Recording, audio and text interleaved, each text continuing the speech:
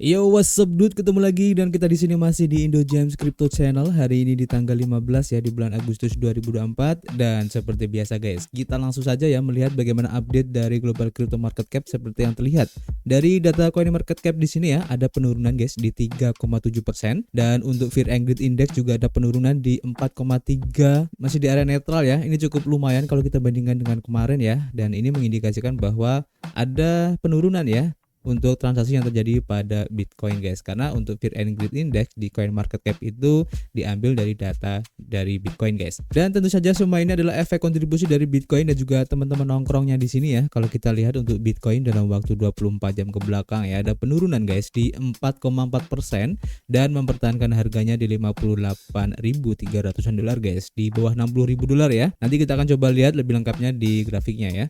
Kemudian untuk Ethereum juga sama, turun di 4,2%. Kemudian untuk BNB juga meskipun tidak terlalu signifikan tapi ada penurunan ya di 1,7%. Begitu juga untuk Solana di 3%. Kemudian XRP juga turun di 2,3% ya. Untuk Toncoin setelah ada kenaikan yang cukup lumayan kemarin ya, kalau kalian lihat di pergerakan grafiknya hari ini turun di 7,4% guys. Nanti kita akan coba lihat untuk grafik dari Ton ini. Dan kalau kita lihat di sini tampaknya ya untuk altcoin secara rata-rata memang merah ya, mengikuti pergerakan harga dari Bitcoin ini, dan perubahannya rata-rata di 2-3% guys. Kalian bisa cek sendiri untuk lebih lengkapnya di coin market cap.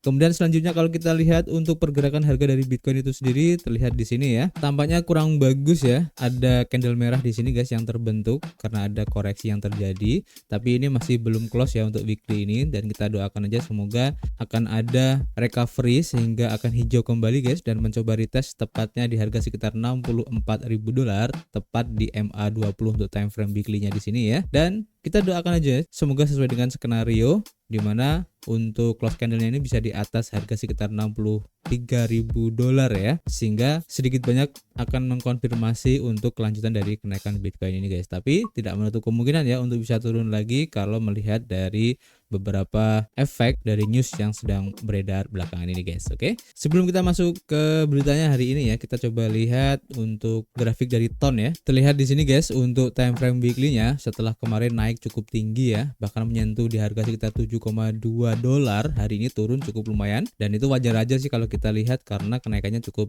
tinggi sekali ya kalau dilihat dari time frame yang lebih kecil guys. Nah, pertanyaannya kenapa? Nah, itu nanti kita akan bahas di informasi hari ini. Oke, yang pertama ya, kita lansir dulu dari harian Cointelegraph. Diinformasikan di sini memang ya untuk tekanan jual dari Bitcoin diperkirakan guys bisa menembus di level support sekitar 56.000 dolar ya, seiring dengan semakin dekatnya tanggal kadaluarsa dari pasar option guys. Jadi seperti diinformasikan dari Bit ya, dimana Bitcoin senilai 1,4 miliar dolar di pasar option ini akan berakhir pada 16 Agustus besok ya, sekitar jam 8 pagi waktu UTC guys. Dan sedikit banyak pasti itu akan berpengaruh, dan tentu saja ini berarti ya option market senilai 1,4 miliar ini akan menimbulkan volatilitas penurunan yang lebih besar ya, kecuali Bitcoin ini dapat pulih di atas 60.000 dolar guys. Dan tentu saja efek dari mendekati kadaluarsa ini juga sedikit banyak akan mempengaruhi perilaku dari para trader guys ya. Tetapi untuk ETF Bitcoin ini masih bagus ya untuk inflow-nya, sehingga bisa membantu untuk pemulihan harga Bitcoin di sini guys. Kalian bisa cek ya untuk pergerakan dari ETF Bitcoin di sini, dan juga efek dari IHK atau CPI kemarin ini menguntungkan untuk katalisasi ya dari arus masuk ke ETF Bitcoin ini guys, menurut analis Bitfinex ya. Jadi memang untuk arus masuk ETF ini dapat memberikan kontribusi yang signifikan ya terhadap apresiasi untuk harga mata uang kripto belakangan ini. Dan untuk Bitcoin ETF menyumbang sekitar 75% dari investasi baru dalam mata uang kripto hingga 15 Februari ya, karena melampaui angka di 50.000 dolar guys. Nah, pertanyaannya apakah Bitcoin bisa turun di 56.000 dolar? Ini bisa saja terjadi ya, seperti yang terlihat dari indikator di sini guys untuk Bitcoin Well Smart Money. Kalian bisa cek sendiri, jadi ada kemungkinan untuk bisa turun ke 56.000 dolar guys. Tapi tentu saja semuanya bisa terjadi guys, bisa aja naik, bisa aja turun, tergantung dari perkembangan market secara globalnya bagaimana, apakah akan positif ataupun negatif. Itu akan sangat berpengaruh sekali guys, jadi kita akan pantau bareng-bareng ya. Kemudian selanjutnya kalau kita lansir dari harian CoinDesk, diinformasikan di sini guys bahwa Binance ini akhirnya menyelesaikan pendaftaran dengan unit intelijen keuangan India ya,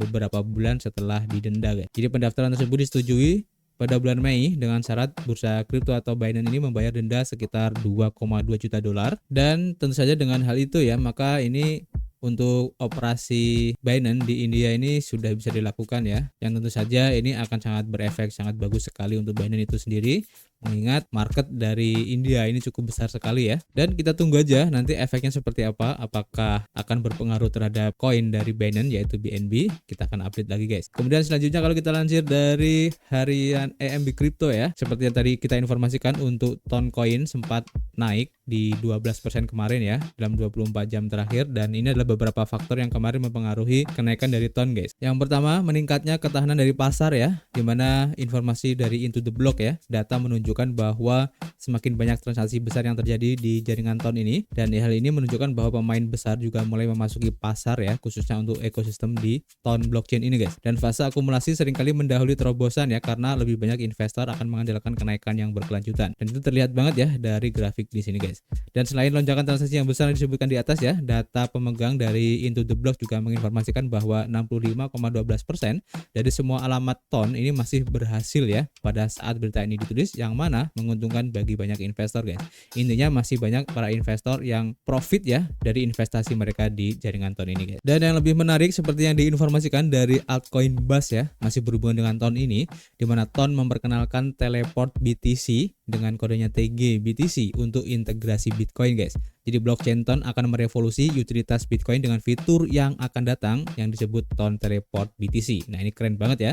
Jadi bridge atau jembatan inovatif ini akan memfasilitasi interaksi langsung ya antara Bitcoin dan berbagai aplikasi DeFi di jaringan ton, dan ini termasuk bursa terdesentralisasi atau DEX dan platform pinjaman ya atau lending borrowing. Dan untuk bridge baru dari ton ini ya, tentu saja akan meningkatkan utilitas dari Bitcoin pada blockchainnya dengan ton teleport Bitcoin ini, dimana nanti pengguna akan dapat memanfaatkan kepemilikan Bitcoin mereka di ekosistem ton nanti guys. Dan tentu saja ini akan membuka peluang baru ya untuk bisa mendapatkan reward dan juga terlibat dalam aktivitas keuangan tingkat lanjut. Dan fitur utama dari ton teleport Bitcoin ini adalah akan keamanannya guys dan juga transparansinya, di mana nanti setiap Bitcoin yang terwakili pada blockchain ton ini akan sepenuhnya didukung oleh jumlah cadangan Bitcoin aktual yang setara guys. Dan tentu saja ini akan memastikan ya bahwa transaksi aman dan nilai Bitcoin pada ton akan tetap stabil dan juga dapat diandalkan. Dan untuk jembatan atau bridge ini akan mempertahankan rasio dukungan 1:1 ya, memastikan bahwa pengguna dapat dengan yakin menggunakan Bitcoin mereka di ekosistem ton tanpa mengkhawatirkan adanya resiko keamanan guys. Ini keren banget. Dan lebih jauh lagi ya, untuk ton teleport Bitcoin ini akan menyiapkan panggung ya untuk integrasi blockchain di masa depan dan membuka jalan bagi ekosistem blockchain yang lebih saling terhubung ya dan dapat dioperasikan.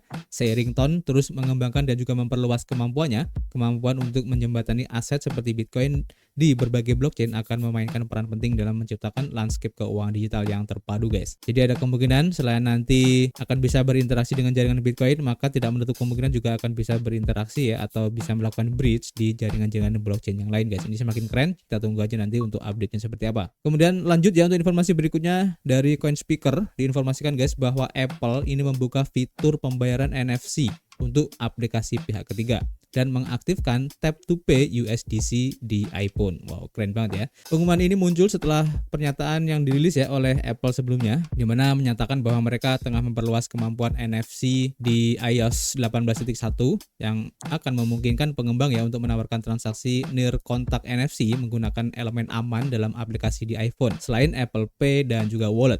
Ini termasuk transaksi untuk pembelian di dalam toko, kemudian kunci digital, ID, dan juga banyak lagi guys. Apple juga mengungkapkan ya dalam pengumumannya bahwa API baru ini akan tersedia di Australia, Brasil, Kanada, Jepang, Selandia Baru, Inggris Raya, dan juga Amerika Serikat.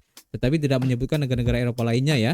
Akan tetapi disebutkan bahwa lokasi lain akan menyusul guys. Jadi tunggu aja buat para pengguna yang khususnya ada di Asia ya, sabar dulu guys. Kemudian USDC Tap to Pay juga diaktifkan di iPhone melalui integrasi Circle. Jadi menjelaskan integrasi untuk lingkaran di iPhone ya, atau ekosistem di iPhone, di mana Jeremy menyatakan bahwa perkembangan ini tidak ada hubungannya dengan Apple ataupun Apple Pay karena perusahaannya tidak memiliki hubungan dengan raksasa teknologi tersebut guys. Dan dia juga mengungkapkan bahwa fungsi baru ini akan memungkinkan pengguna melakukan pembayaran hanya dengan mengetukkan ponsel mereka ya menggunakan koin USDC atau stablecoin USDC ini guys. Dan dia mencatat bahwa sebelum pembaruan ini atau upgrade ini ya, hanya aplikasi wallet milik Apple dan juga Apple Pay yang memiliki akses ke teknologi NFC iPhone untuk pembayaran ini guys. Selain itu juga ya, menurut Elayer, untuk kedepannya nanti tidak akan hanya support untuk USDC aja, tapi juga akan memungkinkan banyak hal ya di luar stablecoin tersebut, seperti penggunaan NFT untuk tiket dan juga sertifikat lainnya, serta memungkinkan pengguna stablecoin lain seperti Eurosi dan juga yang lain-lainnya. Sementara itu ya, Circle sedang mengerjakan tap to pay di iPhone.